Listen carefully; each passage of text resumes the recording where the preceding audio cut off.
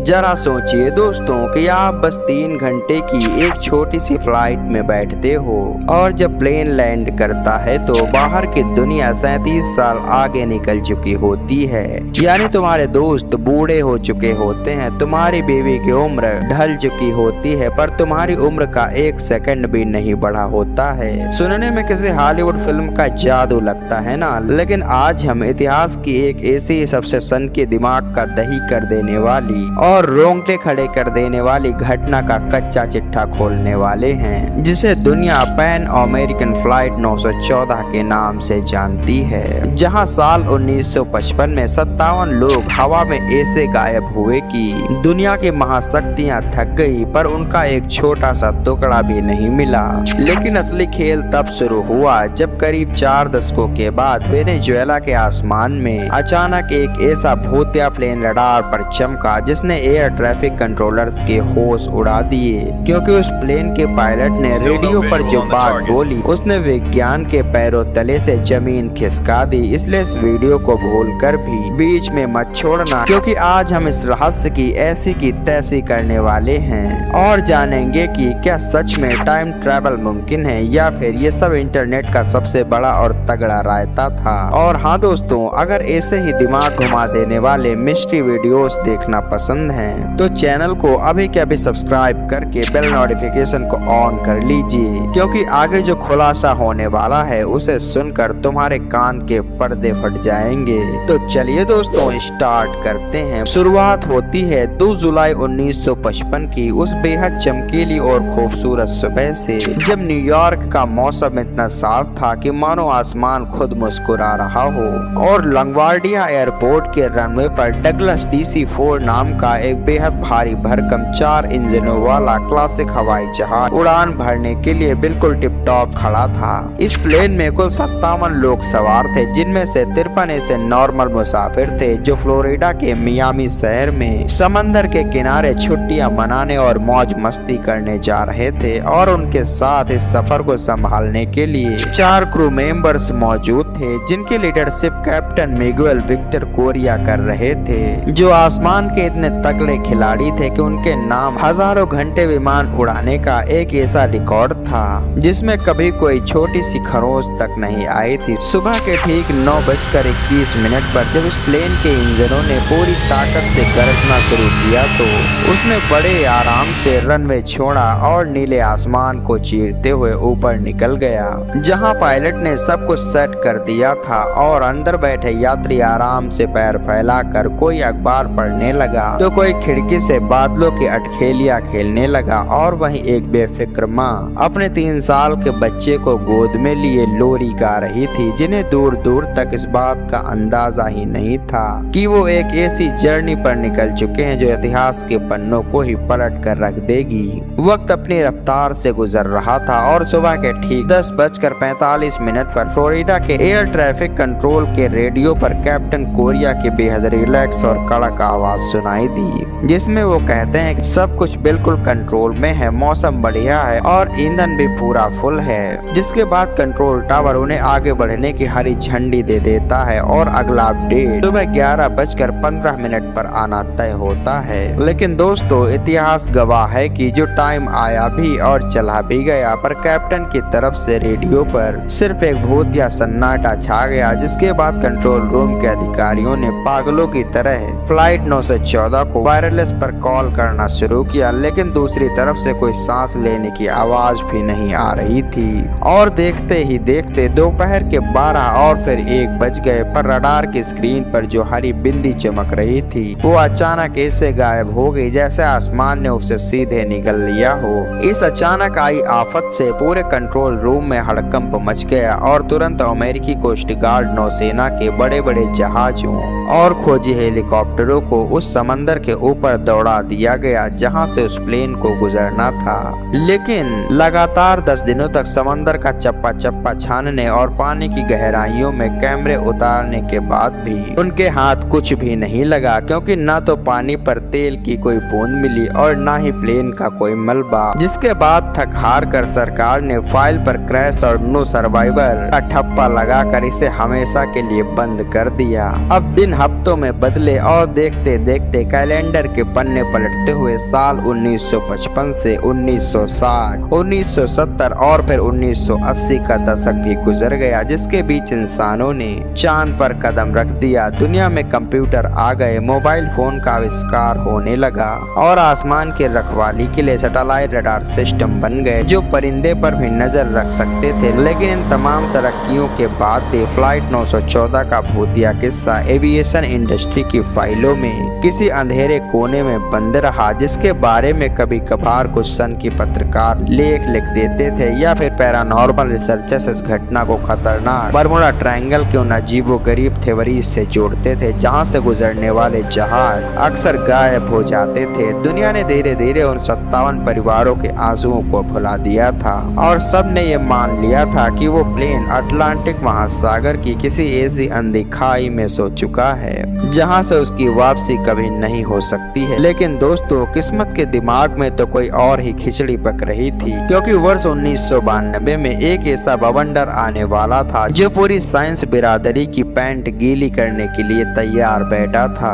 तारीख थी 4 मार्च 1992 और जगह थी वेनेजुएला का सिमोन बोलिवियर इंटरनेशनल एयरपोर्ट, जहां सुबह सुबह फ्लाइट्स आ जा रही थी और एयर ट्रैफिक कंट्रोल टावर में जुआन डेला कोर्टे नाम के एक बेहद सीनियर और धाकड़ ऑफिसर ड्यूटी पर तैनात थे, जिन्होंने अपने 15 साल के कैरियर में हजारों प्लेन्स को उंगली पर नचाया था। सुबह के ठीक 9:15 पर जब जुआन ने अपनी डिजिटल रडार स्क्रीन पर देखा तो उनकी आंखें फटी की फटी रह गई, क्योंकि स्क्रीन पर एक ऐसा अनजान प्लेन तेजी से एयरपोर्ट की तरफ बढ़ रहा था जिसकी ना तो कोई बुकिंग थी, ना कोई फ्लाइट प्लान था और ना ही किसी दूसरे देश के एयरपोर्ट से उसके आने का कोई मैसेज आया था। जुआन ने तुरंत इमरजेंसी वायरलेस उठाया और हवा में तैर रहे उस अज्ञात प्लेन से कड़क आवाज में पूछा कि हेलो अज्ञात विमान, तुरंत अपनी पहचान बताओ। जिसके जवाब में रेडियो के स्पीकर से एक बूढ़ी और थरथराती हुई आवाज आई, जिसने पूरे कंट्रोल रूम का खून जमा दिया, क्योंकि उस आवाज ने कहा कि हम पैन अमेरिकन फ्लाइट 914 हैं जो न्यूयॉर्क से मियामी जा रहे थे। हम रास्ता भटक गए हैं और हमें तुरंत लैंडिंग की इजाजत चाहिए। ये सुनते ही जुआन का दिमाग सन्न हो गया, क्योंकि पैन अमेरिकन एयरवेज तो 1 साल पहले ही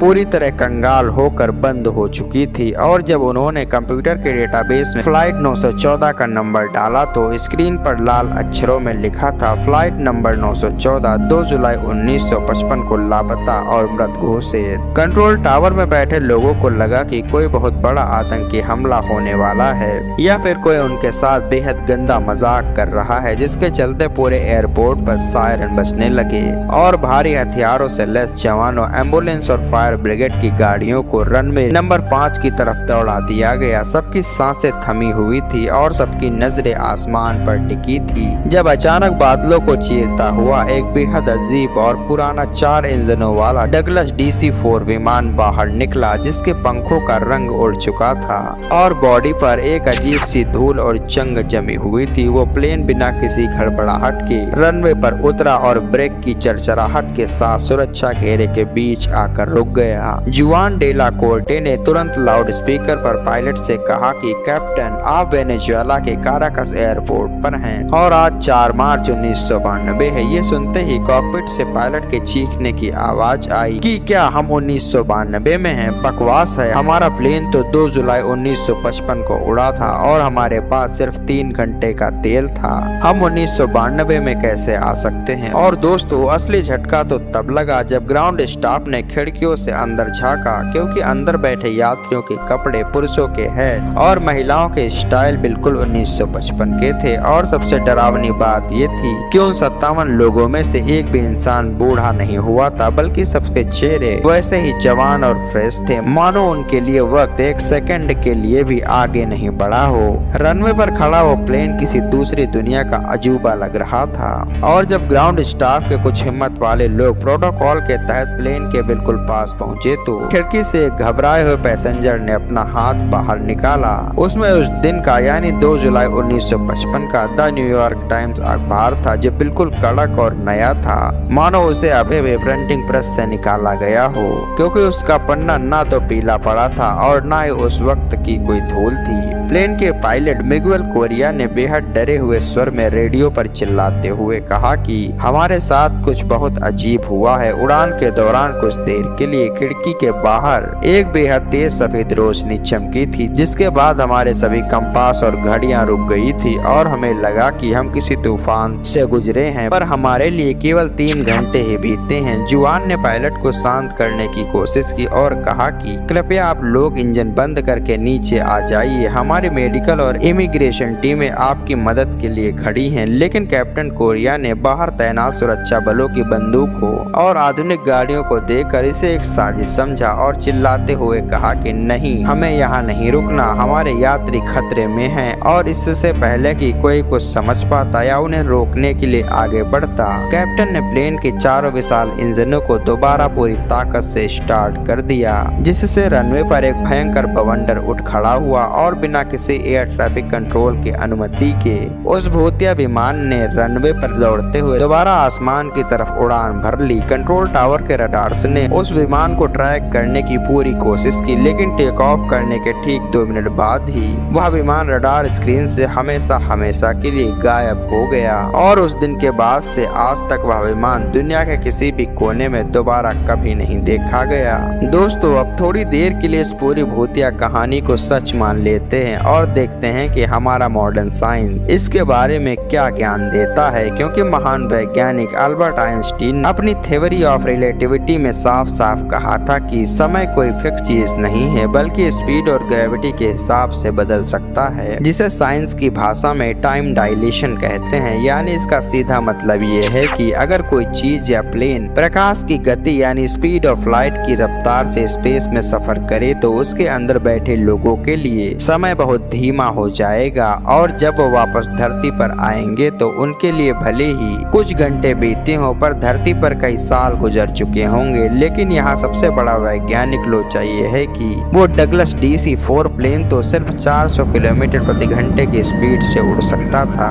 जो कि लाइट की स्पीड के सामने कछुए की चाल जैसी है। तो फिर उस प्लेन के लिए टाइम कैसे धीमा हो गया? इसके जवाब में कुछ क्रेजी वैज्ञानिकों ने वर्म होल की थ्योरी को सामने रखा, जिसके मुताबिक ब्रह्मांड में कुछ ऐसी अदृश्य सुरंगें होती हैं जो सीधे पास्ट को फ्यूचर से जोड़ देती हैं, और शायद वो प्लेन इसी तरह के किसी टाइम पोर्टल में घुस गया था, जिसने सीधे 1955 से उठाकर 1992 में फेंक दिया। टाइम ट्रैवल के अलावा क्वांटम फिजिक्स के वैज्ञानिक इस घटना को एक और बेहद मजेदार नजरिए से देखते हैं, जिसे पैरेलल यूनिवर्स यानी समानांतर ब्रह्मांड का सिद्धांत कहा जाता है, जिसके हिसाब से हमारी इस दुनिया के साथ साथ बिल्कुल इसी वक्त हमारे जैसी ही करोड़ों दूसरी दुनिया भी चल रही हैं, जिन्हें हम देख नहीं सकते, और उन दुनिया में भी हमारे जैसे ही लोग रहते हैं, पर वहाँ का टाइम जोन हमसे अलग होता है। तो क्या पॉसिबल है कि साल 1955 में जब फ्लाइट नंबर 914 ने उड़ान भरी तो वो आसमान में उड़ते उड़ते गलती से हमारी दुनिया की सीमा को लांघकर किसी दूसरे यूनिवर्स के टाइम जोन में घुस गई थी, जहाँ समय की रफ्तार बहुत धीमी थी, और वहाँ 37 साल गुजारने के बाद जब वो प्लेन दोबारा किसी डायमेंशनल पोर्टल से हमारे ब्रह्मांड में वापस आया तो उसने साल 1992 के कैलेंडर को टच कर लिया। यह थ्योरी सुनने में भले ही किसी नेटफ्लिक्स की साइंस फिक्शन सीरीज जैसी लगती है, लेकिन आज के दौर के बड़े बड़े साइंटिस्ट इस बात से पूरी तरह इनकार करते हैं कि ब्रह्मांड में ऐसे कई आयाम मौजूद हैं जो इंसानी सोच से परे हैं। अगर तुम्हें लगता है कि ये प्लेन वाली कहानी ही इकलौती है, तो तुम्हें इतिहास के पन्नों में दर्ज उन सच्ची घटनाओं के बारे में जरूर जानना चाहिए जिन्होंने दुनिया के होश उड़ा दिए थे। जिनमें सबसे प्रमुख नाम आता है समंदर के ऐसे ही भूतिया जहाज का, जिसे MV जोइटा कहा जाता है, जो साल 1955 में कुल 25 यात्रियों और कीमती सामानों के साथ समंदर के रास्ते निकला था, पर अपनी यात्रा के महज 2 दिनों के भीतर ही वो रडार से पूरी तरह गायब हो गया। इसके बाद कई हफ्तों तक सर्च ऑपरेशन चलाया गया, पर कुछ नहीं मिला। लेकिन असली ट्विस्ट तब आया जब करीब 5 हफ्तों के बाद प्रशांत महासागर के बीचों बीच एक दूसरे जहाज को MV जोइटा तैरता हुआ मिला। अधिकारी जब बेहद सावधानी से उस जहाज के अंदर गए तो वहाँ का नजारा देखकर उनके पसीने छूट गए, क्योंकि जहाज बिल्कुल सही था। उसका इंजन चालू था, रेडियो काम कर रहा था, और खाने की मेज पर गर्म खाना परोसा हुआ रखा था, मानो लोग अभी अभी अपनी सीट से उठे हों। लेकिन रहस्य की बात यह थी दोस्तों कि उस जहाज पर सवार उन 25 लोगों में से एक भी इंसान वहां मौजूद मौजूद नहीं था और वो भी जहाज की लाइफ बोट्स को वहीं छोड़कर हवा में गायब हो चुके थे, जिसका रहस्य आज तक दुनिया का कोई भी वैज्ञानिक सुलझा नहीं पाया है। तो दोस्तों, अब बहुत हो गई थ्योरीज और सस्पेंस। अब समय आ चुका है कि हम उस कड़वे और असली सच का सामना करें जिसका इंतजार तुम इस वीडियो की शुरुआत से कर रहे हो। क्योंकि जब दुनिया के बड़े बड़े खोजी पत्रकारों और फैक्ट चेकिंग वेबसाइटों ने फ्लाइट 914 की इस पूरी कहानी की बाल की खाल निकालनी शुरू की, तो जो सच सामने आया उसने सोशल मीडिया के सबसे बड़े रहस्य की धज्जियां उड़ा दी। जी हाँ दोस्तों, सच्चाई ये है कि फ्लाइट 914 की पूरी कहानी 100% मनगढ़ंत, झूठी और बकवास है। जब पैन अमेरिकन एयरवेज के असली रिकॉर्ड्स की जांच की गई तो पता चला कि 2 जुलाई 1955 को न्यूयॉर्क से मियामी के लिए ऐसी किसी भी फ्लाइट ने कभी उड़ान भरी ही नहीं थी और न ही उस एयरलाइन के पूरे इतिहास में मिगुएल विक्टर कोरिया नाम का कोई कैप्टन कभी नौकरी पर था। इसके अलावा जब वेनेजुएला की सरकार से पूछा गया तो उसने साफ कहा कि 4 मार्च 1992 को उनके एयरपोर्ट पर ऐसा कोई प्लेन नहीं उतरा था और न ही जुआन डे ला कोर्टे नाम का कोई एयर ट्रैफिक कंट्रोलर उनके देश में कभी पैदा हुआ था। यानी ये सारे नाम और तारीखें पूरी तरह से फर्जी थी। तो दोस्तों, अब तुम सोच रहे होगे कि अगर एक कहानी पूरी तरह झूठी थी तो ये रायता फैलाया किसने और क्यों? करोड़ों लोगों ने इस पर आंख बंद करके भरोसा कर लिया। तो इसका असली विलेन है अमेरिका का बेहद बदनाम अखबार जिसका नाम था वीकली वर्ल्ड न्यूज। ये कोई नॉर्मल या सच्चा अखबार नहीं था, बल्कि ये एक ऐसा टैबलॉइड था जो अपनी कापियां बेचने के लिए हर हफ्ते इसी तरह की डरावनी और मनगढ़ंत कहानियां छापता था। इस अखबार ने पहले भी ऐसी कई फर्जी खबरें छापी थी, जैसे कि नासा ने आसमान में भगवान की फोटो खींची या अमेरिका के राष्ट्रपति का एलियंस ने किया किडनैप किया। और इसी कड़ी में उनके एक राइटर ने साल 1955 के एक पुरानी काल्पनिक कहानी को थोड़ा और मिर्च मसाला लगाकर साल 1992 में दोबारा छाप दिया, जिसे इंटरनेट के शुरुआती दौर में लोगों ने बिना सोचे समझे सच मान लिया और धीरे धीरे ये कहानी सोशल मीडिया के जरिए दुनिया का सबसे बड़ा झूठ बन गई, जिसे आज भी कई लोग ऐसे व्यूज बटोरने के लिए सच बताकर पेश करते हैं। असल में हमारा इंसानी दिमाग स्वाभाविक रूप से रहस्य और भूतिया कहानियों की तरफ बहुत तेजी से भागता है, क्योंकि हमारी डेली की बोरिंग लाइफ से हटकर ऐसी कहानियां हमें एक अलग ही थ्रिल और मजा देती हैं, जिसके कारण हमारा दिमाग बिना सबूत मांगे ही इन पर भरोसा कर लेता है। हालांकि फ्लाइट नंबर 914 की एक कहानी भले ही पूरी तरह फेक साबित हो चुकी हो, पर यह हमें एक बहुत बड़ा सबक सिखाती है कि इंटरनेट के इस जमाने में किसी भी सनसनीखेज वीडियो या खबर पर आंख बंद करके भरोसा करने से पहले उसकी जांच करना कितना जरूरी है, क्योंकि कई बार जो दिखता है वो सिर्फ एक छलावा होता है, लेकिन इसके साथ ही ये हमारी कहानी कल्पनाओं को पंख भी देती है कि भले ही आज ये प्लेन झूठ हो, पर क्या पता फ्यूचर में हमारा साइंस इतनी तरक्की कर ले कि हम सच में टाइम ट्रैवल कर सके। तो दोस्तों, तुम्हारा इस पूरी कहानी और टाइम ट्रैवल के बारे में क्या सोचना है? क्या तुम्हें भी लगता है कि पैरेलल यूनिवर्स जैसी कोई चीज होती है? हमें नीचे कमेंट बॉक्स में जरूर बताइए। अगर आपको वीडियो अच्छा लगा हो तो वीडियो को एक लाइक करके चैनल को सब्सक्राइब जरूर कीजिए। धन्यवाद।